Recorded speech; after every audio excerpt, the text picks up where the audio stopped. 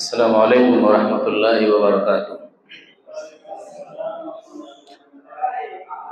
الحمد للہ رب العالمین والصلاة والسلام علی اشرف الانبیاء والمرسلین وبعد۔ اعوذ باللہ من الشیطان الرجیم۔ یا ایہا الناس انا خلقناکم من ذکر وانثی وجعلناکم شعوبا وقبائل لتعارفوا ان اکرمکم عند اللہ اتقاکم۔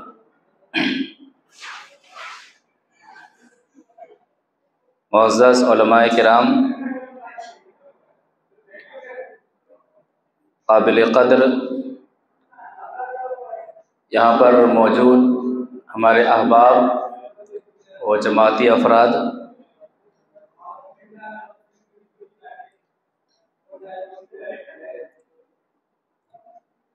اسلامک نکاح ایک موضوع آپ نے دیکھا ہوگا، اسلامک نکاح، یہ ہمارا ٹاپک ہے۔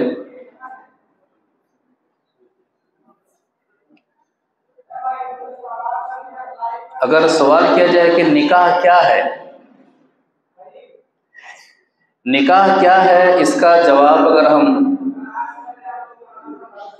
جان لیں تو عمل کرنے میں آسانی ہوتی ہے عمل کرنے والوں کے لیے جو اللہ کے رسول صلی اللہ علیہ وسلم کی سنت کے مطابق نکاح کرتے ہیں۔ تو نکاح کیا ہے، اللہ کے رسول صلی اللہ علیہ وسلم کی ایک حدیث سے سمجھتے ہیں۔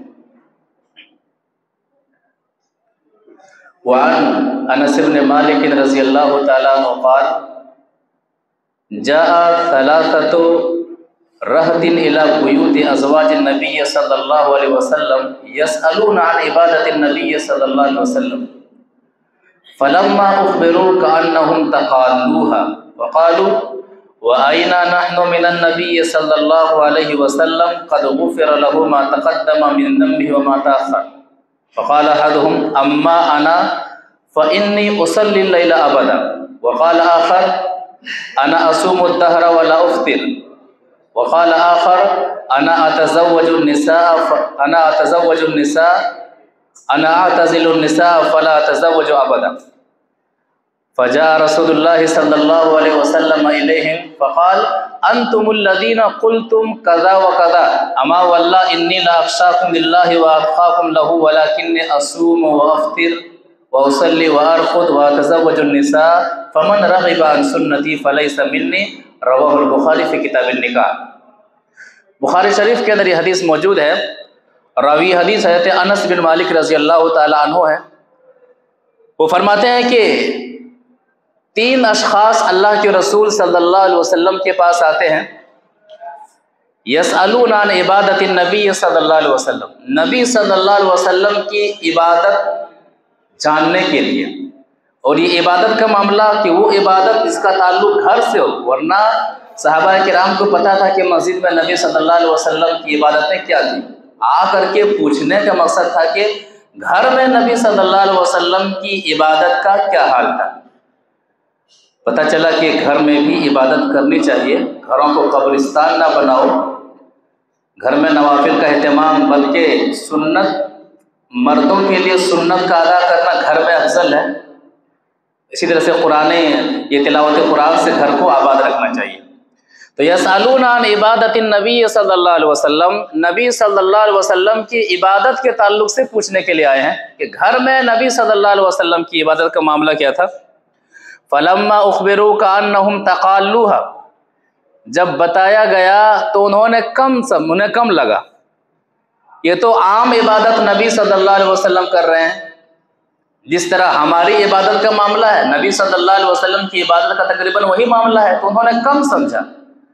اور ایک وجہ انہوں نے بیان کیا کہ قد غفر له ما تقدم من ذنبه وما تأخر، نبی صلی اللہ علیہ وسلم کے تو اگلے پچھلے گناہ معاف کر دیے گئے ہیں، ہمارا معاملہ ویسا نہیں ہے۔ ایسا کرتے ہیں کہ ہم الگ سے عبادت کا طریقہ ایجاد کرتے ہیں، نکالتے ہیں۔ تو تینوں صحابہ نے الگ الگ طریقہ نکالا۔ فقال احدهم، ان میں سے ایک نے کہا کہ انا اصلی اللیل، میں رات بھر نماز پڑھوں گا، جب تک میں زندہ رہوں گا رات بھر میں سوؤں گا نہیں، جاگ کر کے نماز پڑھتا رہوں گا۔ وقال آخر अना असुमुद्दहर वला उफ्तिर, दूसरे सहाबी ने कहा कि मैं जब तक जिंदा रहूंगा रोजा ही रखूंगा, कभी भी बगैर रोजे के नहीं रहूंगा। तीसरे ने कहा अना आतज़िलुन निसा फला तज़व्वजु अबदा, मैं जिंदगी भर कभी भी निकाह नहीं करूंगा, शादी नहीं करूंगा। तीनों की नीयत अच्छी थी, तीनों का मकसद अल्लाह ताला को राजी करना था। ये तीनों सहाबाए किराम ने अपना अलग अलग तरीका निकाला अल्लाह से करीब होने के लिए, जबकि नबी सल्लल्लाहु अलैहि वसल्लम का तरीका क्या है तीनों तरीकों के मुकाबले में, कि रात को इबादत करनी भी है और सोना भी है। लगातार रोज़ा रखना ये खिलाफ सुन्नत अमल है, और निकाह ना करना ये नबी सल्लल्लाहु अलैहि वसल्लम से साबित नहीं है, खिलाफ सुन्नत अमल है।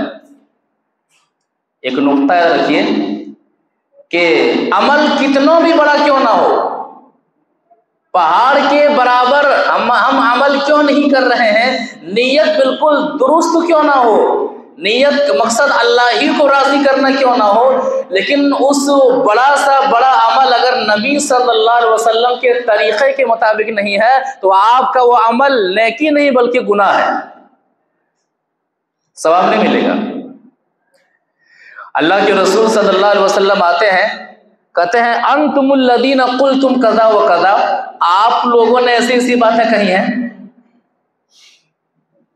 जब पता चला कि इन लोगों ने ऐसी ऐसी बातें कही हैं, एक नुक्ता कि अगर आपके पास किसी के ताल्लुक से कोई खबर आए तो खबर सुनने के बाद अगर कोई एक्शन आप ले रहे हैं तो साहिब मामला से पहले आप पूछ लें कि क्या आपने ऐसा कहा है क्या।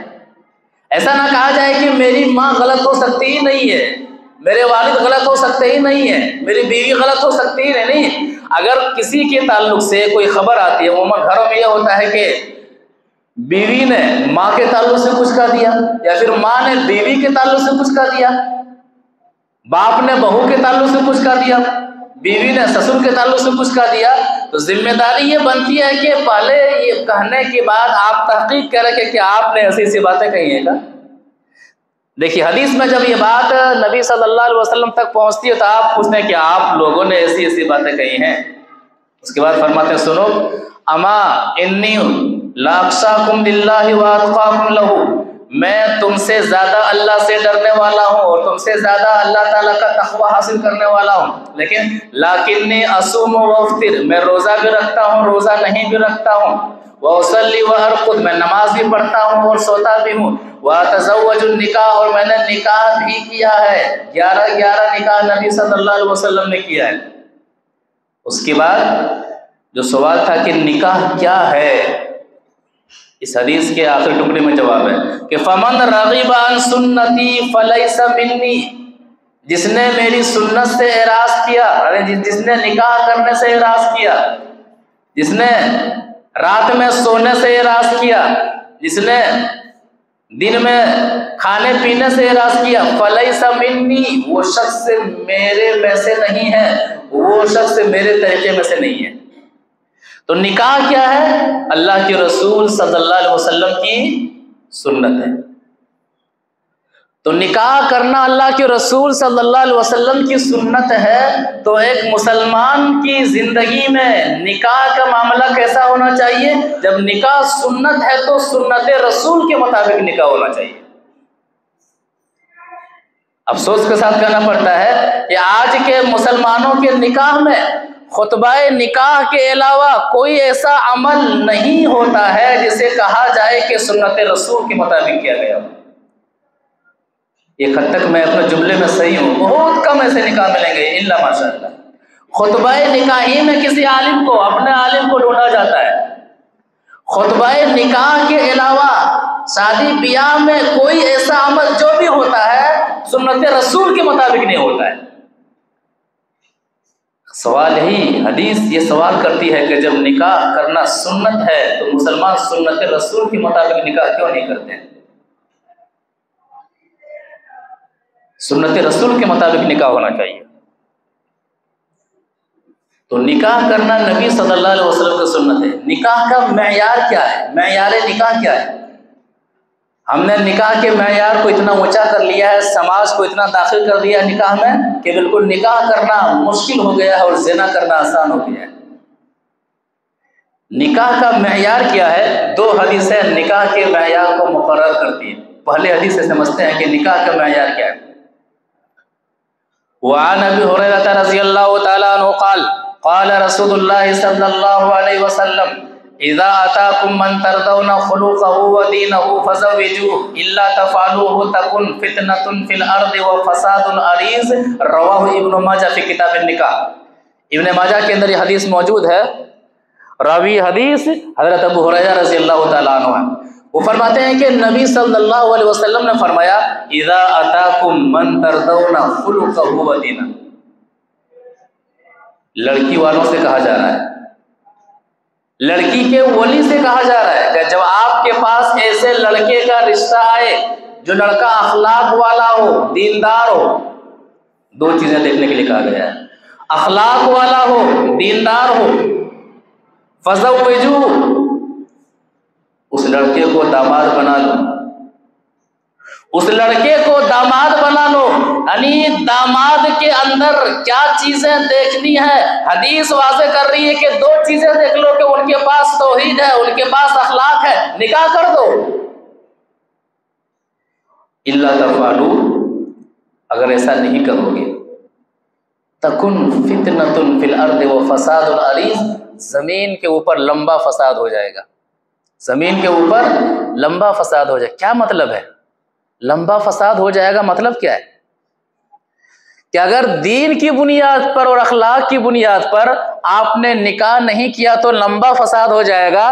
اس میں نقطہ یہ ہے کہ اگر لڑکی کے جو ولی ہیں لڑکے کا دین نہیں دیکھتے ہیں، اخلاق نہیں دیکھتے ہیں، دوسری چیزیں دیکھتے ہیں، تو دوسری چیزیں دیکھ کر کے وہ دین اور اخلاق کی اہمیت کو گھٹا رہے ہیں۔ وہ کہہ رہے ہیں کہ مال کے مقابلے میں یا پھر ذات برادری کے مقابلے میں یا تو اور دیگر چیزوں کے مقابلے میں دین کی ہمارے پاس کوئی اہمیت نہیں ہے، اخلاق کی ہمارے پاس کوئی اہمیت نہیں ہے۔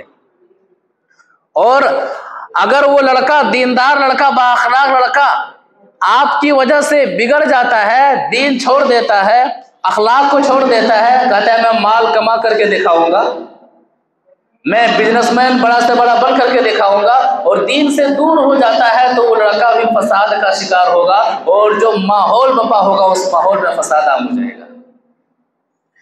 تو الا تکن فتنة فی الارض وفساد عریض، لڑکی کے ولی سے کہا جا رہا ہے کہ 2 چیزیں دیکھو کہ لڑکا دیندار ہے، لڑکا بااخلاق ہے، اپنی بیٹی کا نکاح کر دو۔ اب لڑکے کے ولی سے کہا جا رہا ہے کہ کیا چیز دیکھنا ہے؟ ایک حدیث سے سمجھتے ہیں۔ وعن ابی ہریرہ رضی اللہ تعالی عنہ قال قال رسول اللہ صلی اللہ علیہ وسلم تنکح النساء لاربع لمالها ولحسبها ولجمالها ولدینها فاظفر بذات الدین تربت یداک، رواہ ابو داؤد فی کتاب النکاح۔ ابو داؤد شریف کے اندر یہ حدیث موجود ہے، راوی حدیث حضرت ابو ہریرہ رضی اللہ تعالی عنہ ہے۔ وہ فرماتے ہیں کہ اللہ کے رسول صلی اللہ علیہ وسلم نے فرمایا 4 چیزوں کی بنیاد پر عورتوں سے نکاح کیا جاتا ہے۔ لمالہا، مال کی بنیاد پر، ولحسبہا، حسب نسب کی بنیاد پر، ولجمالہا، خوبصورتی کی بنیاد پر، ولدینہا، دینداری کی بنیاد پر۔ فاظفر بذات الدین، حدیث کہہ رہی ہے کہ دینداری کو ترجیح دو۔ لڑکی اگر مال والی نہیں ہے لیکن دین ہے، دین کی بنیاد پر نکاح کرو۔ لڑکی آپ کے خاندان کی نہیں ہے لیکن دین ہے، تو دین کی بنیاد پر دوسرے خاندان کی لڑکی سے نکاح کر لو۔ لڑکی آپ کے مطابق خوبصورت نہیں ہے، ٹھیک ہے، لیکن اس کے پاس دین ہے، تو دین کی بنیاد پر ان سے نکاح کر لو۔ فاظفر بذات الدین، دین کو ترجیح دو۔ تربت یداک، تمہارے دونوں ہاتھ مٹی میں، یعنی اگر دین کو آپ نے نکاح کے معاملے میں ترجیح نہیں دیا تو وہ گھر جو نکاح سے پہلے جنت نما بنا ہوا تھا، وہ گھر غیر دیندار لڑکی سے نکاح کرنے کی وجہ سے جہنم نما بھی بن جائے گا۔ کتنے ایسے گھر ہیں کہ دین کی بنیاد پر نکاح نہ کرنے کی وجہ سے وہ گھر ٹوٹ گئے، وہ لڑکا یا پھر ان کے وہ شوہر اپنے ماں باپ سے الگ ہو گئے، جدا ہو گئے، دین سے دور ہو گئے۔ وجہ کیا ہے؟ نکاح کے معاملے میں دین کو ترجیح نہیں دیا گیا۔ تو طرفین سے دونوں طرف سے یہ کہا گیا کہ نکاح کا معیار یہ ہے، چاہے لڑکا والا لڑکی والے کو دیکھے، چاہے لڑکی والا لڑکی والے کو دیکھے، دین کی بنیاد پر نکاح ہونا چاہیے، اچھے اخلاق اور اچھے کردار کی بنیاد پر نکاح ہونا چاہیے، دینداری کو ترجیح دو۔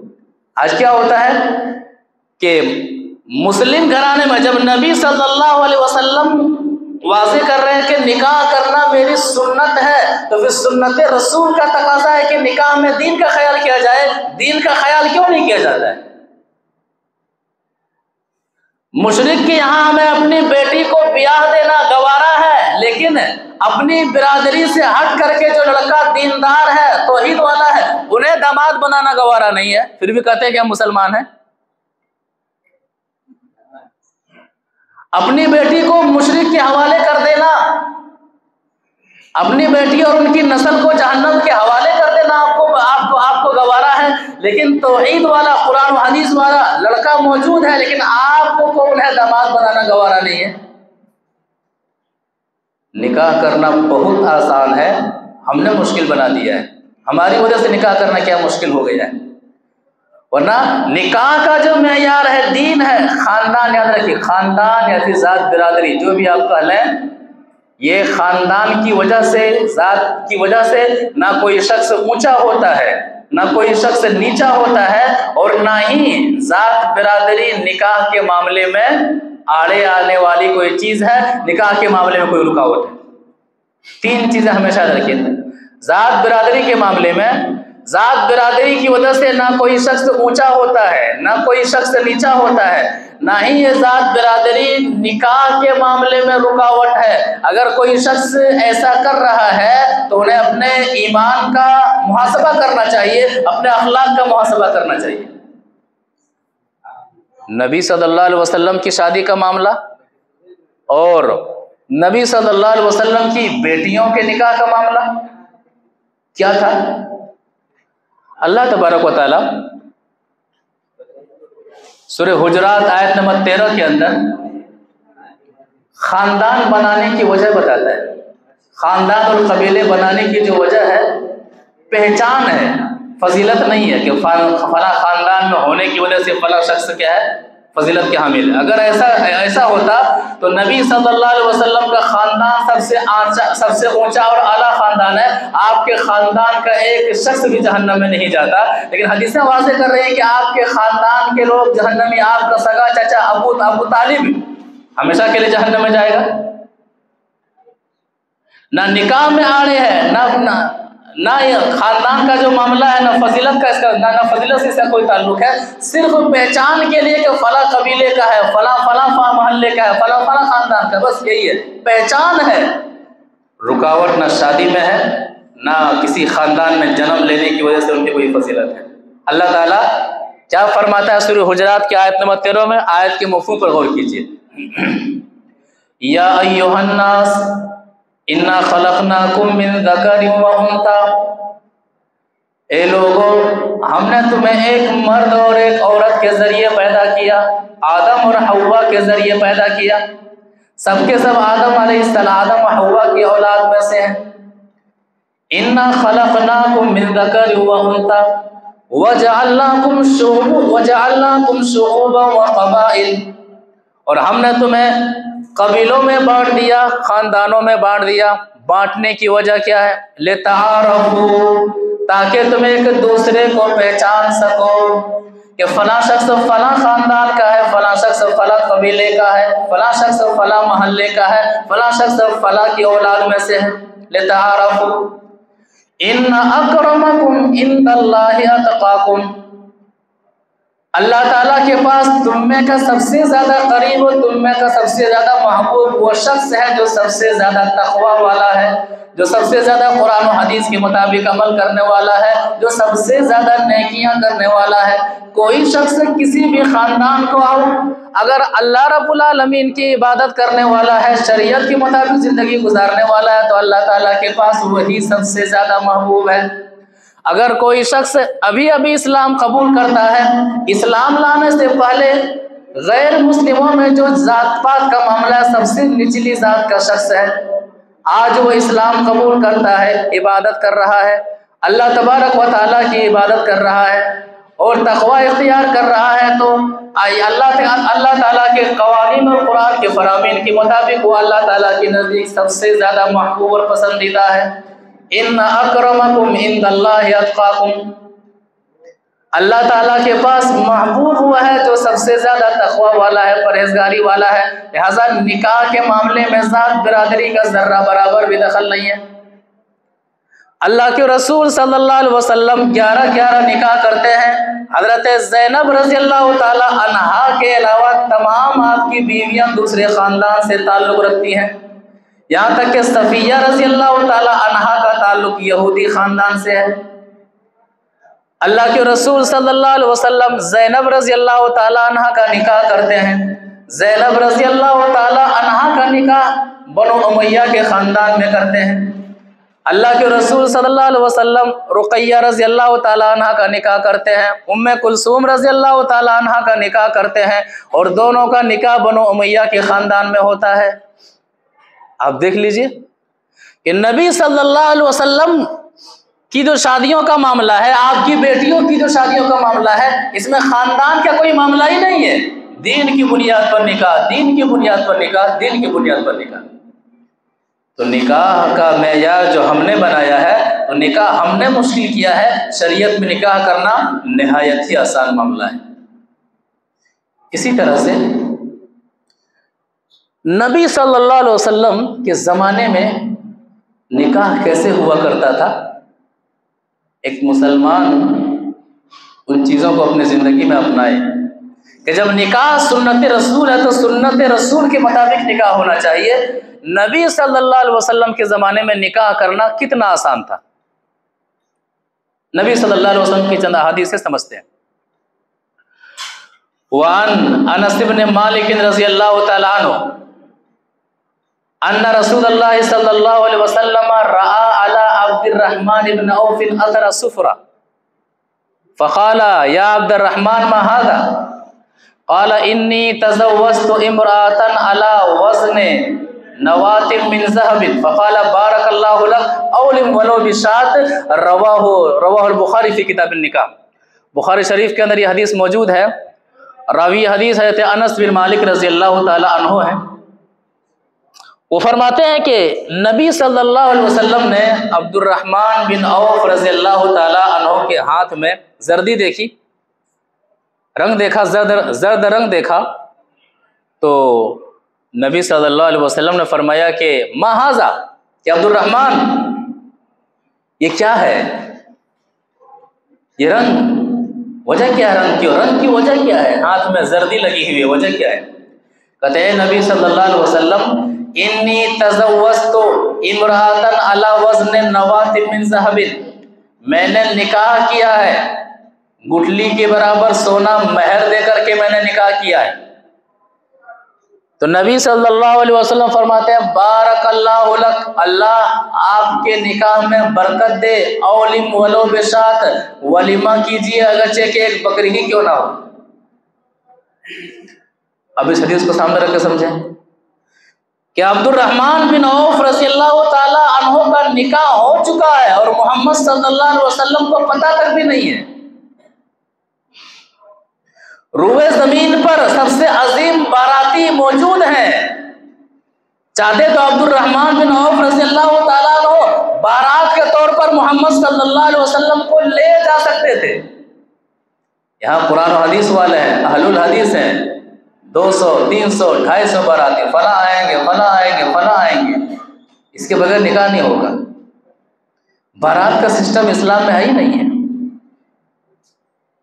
کتنا آسان نکاح کے محمد صلی اللہ علیہ وسلم کو پتہ نہیں ہے کہ نکاح بھی ہو گیا. پوچھتے ہیں وجہ پوچھتے ہیں. ایک عقیدے کا مسئلہ رکھی حدیث کی روشنی میں کہ نبی صلی اللہ علیہ وسلم غیب کا علم نہیں جانتے تھے. اگر غیب کا علم جانتے تو آپ پوچھتے نہیں کہ ہاتھوں میں یہ کیسی زردی ہے, آپ بتاتے ہیں کہ نہیں میں نے نکاح کیا, تب پتہ چلتا ہے. نبی صلی اللہ علیہ وسلم غیب نہیں جانتے تھے. اس حدیث کی روشنی میں یہ نقطہ یاد رکھا جائے. اولم ولو بشات, لہذا نکاح کرنا نبی صلی اللہ علیہ وسلم کے زمانے میں کتنا آسان تھا کہ نکاح کوئی ایشو ہی نہیں تھا, نکاح کوئی بڑا مدعا ہی نہیں تھا. آج نکاح ایک مدعا بن گیا ہے, ایک ایشو بن گیا ہے, بیٹیوں کے باپ کے لیے بہت بڑا ٹینشن بن گیا ہے. لوگ جو ہندوستان سے باہر سعودی میں ہے, کویت میں ہے, فلاں جگہ میں, کیا بات ہے بھائی 14 سال سے ہے, 15 سال سے ہے, وجہ کیا ہے بھائی اتنے سال تک رہا, آپ نے بڑا کام کیا کیا؟ بھائی میں نے بڑا کام یہ کیا کہ میں نے 2 بیٹیوں کا نکاح کر دیا. اسلام میں نکاح کوئی ایشو ہی نہیں ہے, کوئی مدعا ہی نہیں, لیکن آج نکاح اتنا بڑا مدعا بن گیا ہے کہ باپ کی زندگی کی تقریباً پوری کمائی نکاح میں ختم ہو جاتی ہے. یہ مشکل کس نے بنایا؟ حدیث رسول کا رہی ہے کہ نکاح ایسا ہو کہ دوسرے محلے والوں کو پتہ تک بھی نہ چلے. ولیمہ خوب کیجیے ایک دائرے میں رہ کر کے. ہم قرآن و حدیث کے جاننے والے اگر ہم نکاح کو سنت رسول کے مطابق نہیں کریں گے تو پھر اس دھرتی کے اوپر کون سی ایسی قوم ہے جو نکاح کو سنت رسول کے مطابق کرے گی؟ انہیں تو سنت رسول پتہ ہی نہیں ہے. اللہ پوچھے گا, یاد رکھیے گا. اس ماحول میں آپ کو قرآن و حدیث کا علم ملا ہے, سنت رسول کے مطابق نکاح کر رہے ہیں نہیں کر رہے ہیں, اللہ پوچھے گا. غیر لوگ یہی سمجھتے ہیں کہ یہ مسلمان ہیں, قرآن و حدیث کو جاننے والے ہیں, اور یہی نکاح کیا سنت ہے. جس طرح سے دیکھیں کہ آپ سی ایم کو, پی ایم کو, فلاں کو جب وہ کسی جگہ جاتے ہیں یا پھر کوئی کامیابی چاہتے ہیں تو کیا ٹوکرا اٹھا کر کے مزار جاتے ہیں چادر چڑھانے کے لیے. کیوں؟ اسے مشرکوں نے, مشرک مسلمانوں نے یہی بات بتلائی اور یہی سمجھایا اپنے عمل سے کہ یہی اسلام ہے. جبکہ اسلام سب سے زیادہ نفرت اسی چیز سے کرتا ہے. اسلام کے اندر سب سے خطرناک برائی شرک ہے. جو سب سے خطرناک برائی شرک ہے, جو غیر مسلم وہ جانتے ہیں کہ یہی اسلام ہے, اس لیے کہ مسلمان اسلام کا یہ مزار آتے ہیں, جاتے ہیں, چادر چڑھاتے ہیں, اور یہی سے کیا ہے ان کی بلائیں ڈالی جاتی ہیں, یہی سے ان کی بگڑی بنتی ہے. اللہ پوچھے گا سنت کے مطابق نکاح نہ ہو. آج کیا ہوتا ہے کہ 3 مہینہ 4 مہینہ پہلے سے ہی پتہ چل جاتا ہے کہ اس گھر میں شادی ہونے والی ہے. کبھی ناچ کا ماحول, کبھی ڈھول باجے کا ماحول, کبھی عیدی کے نام پر, کبھی بقرہ عیدی کے نام پر آنا جانا ہو رہا ہے, ملاقاتیں ہو رہی ہیں, سب کچھ ہو رہا ہے. نکاح سے کچھ دن پہلے ہلدی کا ماحول. کیا ہوتا ہے, کتنے خرچے ہوتے ہیں ہلدی کے نام پر, جتنے میں کئی یتیم بچیوں کی شادیاں ہو سکتی ہیں. ہلدی کے نام پر کپڑا بھی ہلدی رنگ کا ہو, روم بھی ہلدی رنگ کا ہو, گفٹ بھی ہلدی رنگ کا ہو, ڈھول باجے ناچ گانے, یہ سب کیا ہے؟ ان سب کے بغیر نکاح نہیں ہو رہا ہے. نکاح کو ادھورا سمجھا جا رہا ہے. اس کے ذمہ دار کون ہیں؟ ہم ہیں, قرآن و حدیث کے جاننے والے ہیں. لہذا جب نکاح سنت ہے تو سنت رسول کے مطابق ایک مسلمان نکاح کیوں نہیں کرتا ہے؟ کیا پریشانی ہے؟ پھر بھی ہمیں مسلمان سے کم کوئی نہ کہے, محب رسول سے کم ہمیں کوئی نہ کہے. تو بہت بڑا عالم ہے کہ نبی صلی اللہ علیہ وسلم کے دور کی شادی واضح کرتی ہے کہ نکاح کرنا بالکل آسان ہے, کوئی ایشو ہی نہیں ہے, کوئی مدعا ہی نہیں ہے. لہذا نکاح کو آسان بنایا جائے, سنت رسول کے مطابق نکاح کیا جائے. اسی طرح سے ایک اور حدیث سے سمجھتے ہیں. وعن انس بن مالک رضی اللہ تعالیٰ عنہ قال خطب ابو طلحہ ام سلیم فقالت واللہ ما مثلك یا ابا طلحہ یرد ولکنک رجل کافر وانا امرأة مسلمة फ़इन तुस्लिम फ़कान ज़ाका महरी वमा असअलुका गैरु फ़अस्लम फ़कान ज़ालिका महरहा रवाहु नसाई फ़ी किताबिन निकाह। नसाई शरीफ के अंदर ये हदीस मौजूद है। रावी हदीस है अनस बिन मालिक रज़ी अल्लाह तआला अन्हु है। वो फरमाते हैं कि अबू तलहा रज़ी अल्लाह तआला अन्हु ने उम्मे सुलैम रज़ी अल्लाह तआला अन्हा से कहा कि मैं आपसे निकाह करना चाहता हूँ। पता चला कि दूल्हे साहब भी अपना निकाह का पैगाम लड़की के यहाँ भेज सकते हैं कि मैं आपकी बेटी से निकाह करना चाहता हूँ, मैं आपसे निकाह करना चाहता हूँ, कह सकते हैं। हदीस वाज़ेह कर रही है कि अबू तलहा रज़ी अल्लाह तआला अन्हा ने निकाह का पैगाम उम्मे सुलैम के पास भेजा जिनके पहले शौहर का इंतकाल हो गया था। आजकल मायूस समझाया था, क्या बात है, अगर लड़की वाले बार बार निकाह का पैगाम भेज रहे, क्या बात है, लड़की वाले भेज रहे हैं, कुछ गड़बड़ होगी, लड़की का कोई मामला होगा। अब उसके बाद से एक शिक निकालने के बाद एकदम पूरी शिक पूरा फैला देते हैं, मानिए क्या बात है, तुले हुए लड़की कह रही है मुझे निकाह करा दीजिए। अगर लड़की कह रही है तो बाप भी फर जाता है कि क्या बात है भाई, कोई बात नहीं, सुन्नत है, लड़की को हक है, वली से कहे, लड़के को हक है, जायज कह सकते हैं कि मैं आपकी बेटी से निकाह करना चाहता हूं। अब जवाब सुनिए, उम्मे सुलैम रज़ी अल्लाह तआला अन्हा ने कहा कि वल्लाहि मा मिथलुका या अबा तलहा युरद, कहा कि ए अबू तलहा, मदीने में एक अजीम हस्तियों में अबू तलहा रज़ी अल्लाह तआला अन्हु का शुमार होता था, मुसलमान होने से पहले भी। का वल्लाहि मा मिथलुका या अबा तलहा, के ए अबू तलहा, आप जैसे शख्स के पैगाम निकाह को ठुकराया नहीं जा सकता है, लेकिन एक वजह है कि वलाकिन्नका रजुलुन काफिरुन व अना इम्राअतुन मुस्लिमुन, आप काफिर हो और मैं मुसलमान हूँ। आज इर्तिदाद का फितना बहुत ज़्यादा है, मुस्लिम लड़कियां गैरों के साथ भाग रही हैं इसलिए कि हमने उन्हें दीन दिया ही नहीं है। मोहब्बत, झूठी मोहब्बत के चक्कर में, माल की लालच में, फला के लालच में मुस्लिम लड़कियां गैरों से निकाह कर रही हैं, ईमान बेच रही हैं, अपना इस्लाम बेच रही हैं, अखलाक बेच रही हैं, जहन्नम खरीद रही हैं। मुर्तद का हुक्म क्या? कत्ल है। इस्लाम में हुकूमत हो तो मुर्तद का हुक्म कत्ल है। उम्मे सुलैम रज़ियल्लाहु ताला अन्हा ने कहा कि मैं मुसलमान हूँ और आप मुसलमान नहीं हैं, और एक मुस्लिम औरत का निकाह गैर मुस्लिम के साथ हो पॉसिबल ही नहीं है, इम्पॉसिबल, हो सकता ही नहीं निकाह।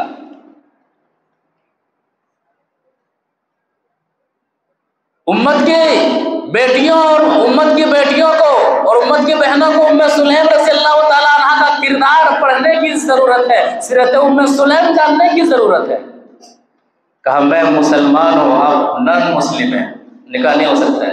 लेकिन सुनिए अबू तलहा के फ़इन तुस्लिम फ़कान ज़ालिका महरी व मा असअलुका गैरु, अगर आप इस्लाम ले आते हैं तो आपका इस्लाम कबूल करना ही मेरा महर होगा। एक नुक्ता याद रखिए हदीस मुस्लिम में, महर के लिए पैसों का होना जरूरी नहीं है। महर कुछ भी, कोई चीज महर के तौर पर रख सकते हैं, लेकिन महर होना चाहिए शादी में। यहाँ इस्लाम को महर करार देते हैं। महर के लिए रकम का होना, सोने चांदी का होना कोई जरूरी नहीं है। तो फ़अस्लमा फ़कान ज़ालिका महरहा, अबू तलहा रज़ियल्लाहु ताला अन्हु इस्लाम कबूल कर लेते हैं, और अबू तलहा रज़ियल्लाहु ताला अन्हा का इस्लाम लाना ही अबू तलहा रज़ियल्लाहु ताला अन्हु का इस्लाम लाना ही उम्मे सुलैम रज़ियल्लाहु ताला अन्हा के लिए महर होता है। कितना आसान है। दीन की बुनियाद पर उम्मे सुलैम रज़ियल्लाहु ताला अन्हा कह रहे कि आप मुशरिक हैं, आप काफिर हैं, आपने इस्लाम कबूल किया। अबू तलहा रज़ियल्लाहु ताला अन्हु ने इस्लाम कबूल किया, निकाह हो गया।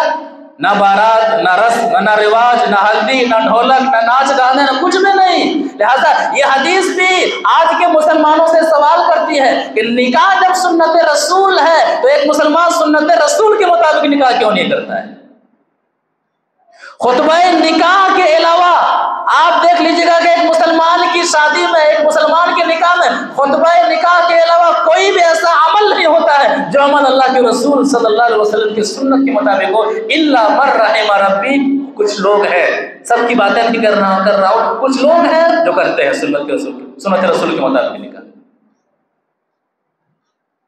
یہ نبی صلی اللہ علیہ وسلم کے دور کا نکاح ہے.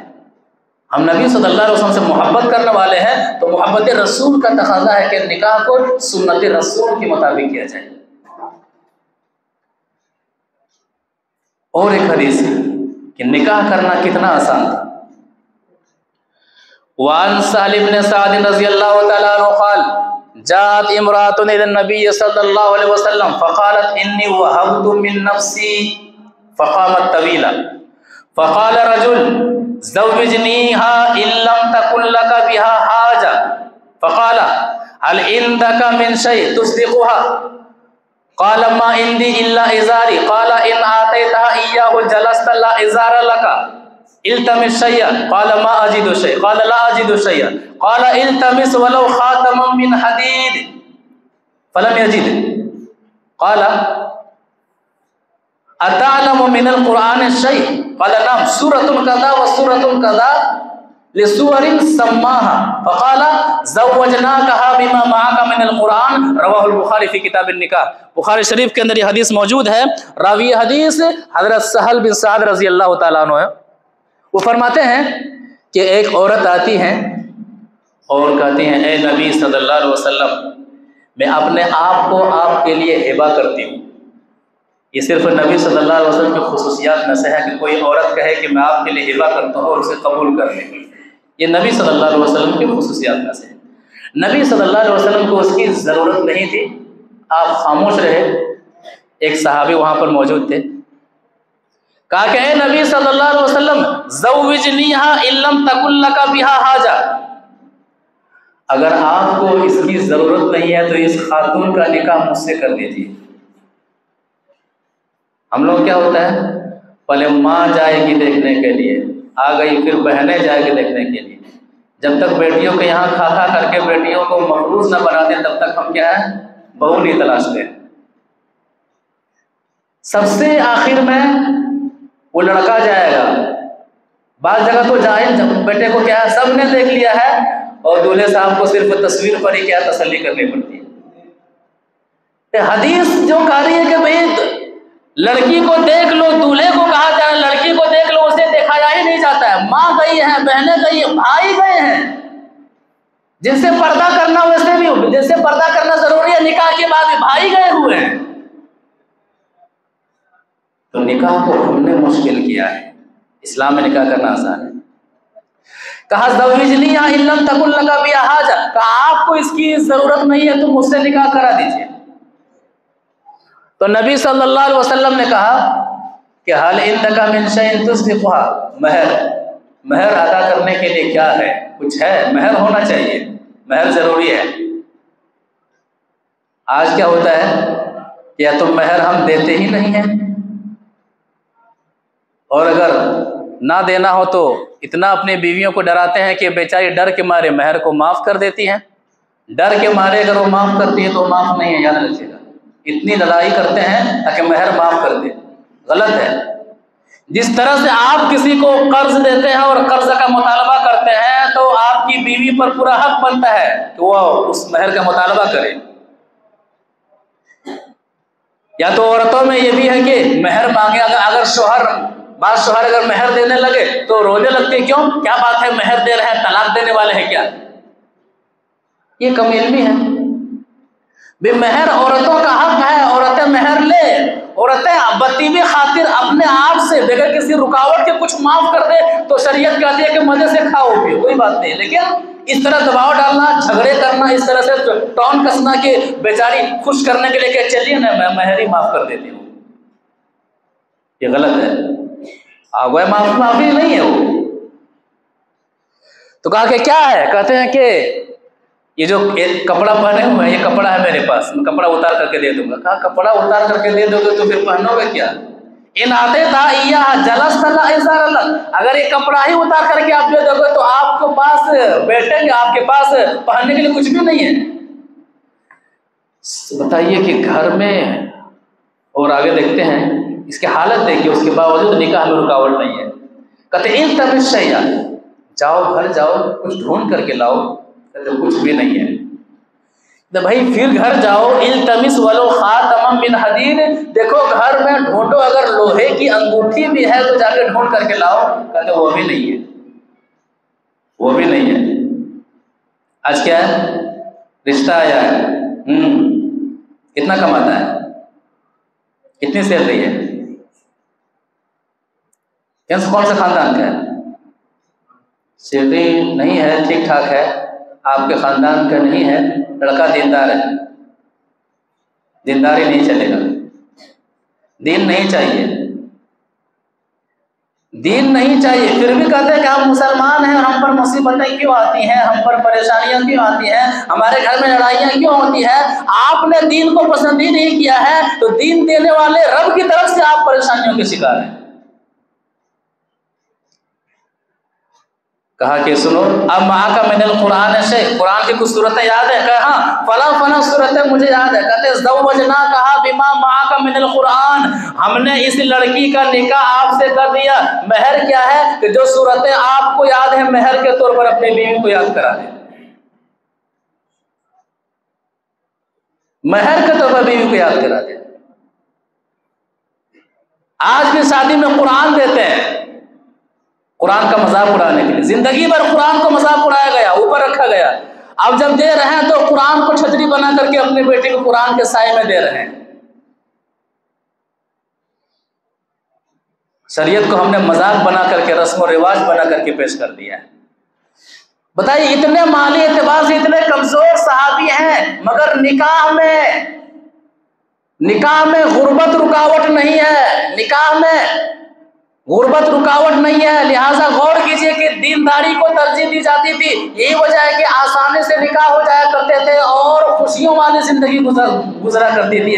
آج مال ہے، سب کچھ ہے، اس کے باوجود نکاح دین کی بنیاد پر نہیں کرتے ہیں، اسی لیے پریشان رہتے ہیں۔ آپ اس عورت کو، اس بیوی کو زیادہ بول نہیں سکتے ہیں، اگر آپ گھر چلانے کے لیے کہہ رہے ہیں کہ نہیں ماں کی اطاعت کیجیے، باپ کی بات مانیے، یہ خدمت کیجیے، میری خدمت کیجیے، نہیں کرے گی، زیادہ مت بولیے، بھیا کو فون کر دیں گے، ابا کو فون کر دیں گے، میرے ہی بیڈ پر سو رہے ہیں اور زیادہ گرا رہے ہیں، میری الماری ہے اور زیادہ گرا رہے ہیں، میرے باپ کے دی ہوئی گاڑی ہے اور آپ زیادہ گرا رہے ہیں۔ اس قدر آپ کو وہ تول لیتے ہیں، اس قدر آپ دب جاتے ہیں کہ اب وہ لڑکی آپ کے لیے، آپ کے گھر کے لیے وبال جان بن جاتی ہے۔ جو بیٹا ماں کی خدمت میں مگن رہتا تھا، اب ماں سے بات کرے بیٹے کو گوارا نہیں ہے، باپ سے بات کرے بیٹے کو گوارا نہیں۔ ایسے ماحول اور ایسے کیس آتے ہیں، کوئی فرضی چیزیں نہیں ہیں، یہ صحیح واقعات ہیں۔ تو نکاح نبی صلی اللہ علیہ وسلم کے زمانے میں اتنا آسان تھا کہ غربت علت نہیں ہوا کرتی تھی، نکاح کرنا کوئی ایشو نہیں تھا۔ آج 10 سال 15 سال باپ کماتا ہے تو یہ سمجھتا ہے کہ میں نے بڑا جو کام کیا، اپنی بیٹی کا نکاح کیا ہے، جبکہ نکاح کرنا بڑا کام ہے ہی نہیں ہے، بڑا مدعا ہے ہی نہیں ہے، یہ بڑا مدعا ہم نے بنایا اور آپ نے بنایا ہے۔ اور ایک وجہ تلاشی جاتی ہے، ابھی بیٹے کا نکاح کریں گے، کتنا کماتا ہے، ابھی کما کہاں رہا ہے، کوئی جاب کہاں لگا ہوا ہے، بھائی بالغ ہو گیا ہے، نکاح کر دو۔ جو رب آپ کو کھلا رہا ہے، جو رب آپ کا رازق ہے، آپ کے بچے کا بھی وہی رب رازق ہے، یہ اللہ کہتا ہے، یہ اللہ کہتا ہے کہ جس لڑکے کو نکاح سے پہلے جو اللہ کھلا رہا ہے، نکاح کے بعد اس لڑکے اور اس کی بیوی کو اللہ ہی کھلائے گا، لڑکے کا باپ نہیں کھلائے گا، وہ تو ذریعہ ہے صرف۔ رازق نکاح سے پہلے آپ کے لڑکے کا اللہ ہے اور نکاح کے بعد بھی آپ کے لڑکے کا اور آپ کی بہو کا اللہ ہی رازق ہے، یہ عقیدہ ہے۔ کتنے ایسی شادیاں ڈیلے ہوتی ہیں، کیوں؟ ابھی کیا کما رہا ہے، ابھی کوئی جاب ہے نہیں، یہ بچہ ہے، ابھی بچہ ہے، ابھی اپنے پاؤں پر کھڑا ہو جائے، ابھی اپنے پاؤں پر کھڑا ہو کر کے پورے میدان اور محلے میں وہ اکھاڑا کھیلتا ہے، ہر جگہ کا پانی پی رہا ہے، اور بچہ کیا ہے، باپ کی نظر میں کیا کہتا ہے کہ ابھی تو بچہ ہے، ابھی تو بچہ ہے۔ قرآن کہتا ہے کہ اس چیز کو وجہ نہ بناؤ، ولی سے کہہ رہا ہے، لڑکے کے باپ سے قرآن کہہ رہا ہے۔ اللہ تبارک و تعالیٰ سورہ نور آیت نمبر 32 میں فرماتا ہے وَأَنكِحُوا الْأَيَامَ مِنْكُمْ، جو لڑکے بے نکاح ہیں، جو لڑکی بے نکاح ہے، ان کا نکاح کر دو۔ لڑکے کے باپ سے کہا جا رہا ہے، لڑکی کے باپ سے کہا جا رہا ہے کہ وَأَنكِحُوا الْأَيَامَ مِنْكُمْ، آپ کا لڑکا بالغ ہو گیا ہے، آپ کا لڑکا جوان ہو گیا ہے، اب کسی اور کو وجہ نہ بناؤ، نکاح کر دو۔ اس لیے کہ بالغ ہونے کے بعد اگر لڑکے کا باپ اپنے لڑکے کا نکاح نہیں کرتا ہے اور لڑکا زنا کر رہا ہے، غلط کر رہا ہے، تو اس لڑکے کو جتنا گناہ ملے گا اس کے باپ کو بھی اتنا ہی گناہ ملے گا۔ لڑکی بالغہ ہو گئی ہے اور لڑکی کا ولی نکاح نہیں کر رہا ہے، تو لڑکی گناہ کر رہی ہے، لڑکی کو جتنا گناہ ملے گا لڑکی کے باپ کو بھی اتنا ہی گناہ ملے گا، کیونکہ شریعت کا حکم ہے کہ اپنی لڑکی کا اور اپنے لڑکے کا نکاح کر دو، نکاح نہیں کر رہے ہیں۔ وَالصَّالِحِينَ مِنْ عِبَادِكُمْ وَإِمَائِكُمْ، اور جو لونڈی نیک ہے، صالح ہے، اور جو غلام نیک و صالح ہے، ان کا بھی نکاح کر دو۔ اب جو وجہ نکاح نہ کرنے کی ہم بناتے ہیں، قرآن اس کا جواب دے رہا ہے کہ إِن يَكُونُوا فُقَرَاءَ يُغْنِهُمُ اللَّهُ مِنْ فَضْلِهِ، ٹھیک ٹھاک ہے، کوئی اچھی کمائی بھی نہیں ہے، اچھی نوکری نہیں ہے، إِن يَكُونُوا فُقَرَاءَ، محتاج ہے، مال اس کی زندگی میں زیادہ نہیں ہے، تو نکاح کر دو، نکاح کے بعد اللہ تبارک و تعالیٰ انہیں مال دے دے گا، نکاح کے بعد اللہ تبارک و تعالیٰ ان کے لیے رزق کے دروازے کو کھول دے گا، یہ اللہ تعالیٰ کا وعدہ ہے۔ باپ کہتا ہے کہ نہیں، پاؤں پر کھڑا ہی کہاں ہوا ہے، اور قرآن کہتا ہے کہ نکاح کر دو، پاؤں پر ہم کھڑا کریں گے نکاح کے بعد۔ آپ بات مان نہیں رہے ہیں۔ پتہ چلا کہ نکاح میں مال کی کمی رکاوٹ نہیں ہے، لڑکا بالغ ہو جائے تو نکاح کر دو، یہ اللہ کا وعدہ ہے کہ اگر ان کے پاس مال کم ہے تو نکاح کے بعد اللہ تعالیٰ انہیں مال عطا کرے گا، یہ اللہ تعالیٰ کے ذمہ ہے، آپ کے ذمہ نہیں ہے۔ تو سنت رسول جب نکاح ہے تو نکاح ایک مسلمان سنت رسول کے مطابق کیوں نہیں کرتا ہے، یہ اہم سوال ہے۔ سنتی نکاح کاہے کو سنتی نکاح، سنت کا آپ نے خیال ہی کہاں کیا ہے؟ تو نکاح اللہ کے رسول صلی اللہ علیہ وسلم کی سنت کے مطابق کیجئے۔ اسی طرح سے دین کی بنیاد پر نکاح کرتے ہیں، شریعت کی بنیاد پر نکاح کرتے ہیں، تو شریعت کہتی ہے کہ اگر دین کی بنیاد پر آپ نکاح کر رہے ہیں اور آپ کی بیوی نیک ہے، صالح ہے، تو آپ عظیم دولت کے مالک ہیں، آپ کے پاس سونا ہے، چاندی ہے، پراپرٹی ہے، دکان ہے، اچھے مکان ہے، لیکن تمام کے مقابلے میں بیوی نیک ہے، صالح ہے، جو آخرت کے تعلق سے آپ کو بھی یاد دلاتی ہے، آپ کے گھر کو شریعت کے مطابق سنوارتی ہے، تو ان تمام چیزوں میں یہ نیک بیوی سب سے عظیم دولت ہے۔ نبی صلی اللہ علیہ وسلم کی ایک حدیث سے سمجھتے ہیں، وعن عبد الله بن عمرو بن العاص رضی اللہ تعالی عنہما قال قال رسول اللہ صلی اللہ علیہ وسلم انما الدنيا متاع وليس من متاع الدنيا شيء افضل من المرأة الصالحة، رواه ابن ماجہ فی کتاب النکاح۔ ابن ماجہ کے اندر یہ حدیث موجود ہے، راوی حدیث ہے عبداللہ بن عمرو بن العاص رضی اللہ تعالی عنہما ہے، وہ فرماتے ہیں کہ نبی صلی اللہ علیہ وسلم نے فرمایا انما الدنيا متاع، دنیا ایک سامان ہے، استعمال کرنے کی چیز ہے۔ انما الدنيا متاع وليس بمتاع الدنيا شيء افضل من المرأة الصالحة، اور دنیا کی تمام چیزوں میں نیک بیوی سے بڑھ کر کوئی چیز نہیں ہے، نیک بیوی سے بڑھ کر کوئی دولت نہیں ہے۔ آپ کی بیوی نیک ہے، صالح ہے، قرآن و حدیث کے مطابق زندگی گزارنے والی ہے، آپ دنیا کے عظیم مالدار ہیں۔ یہاں کیا ہے؟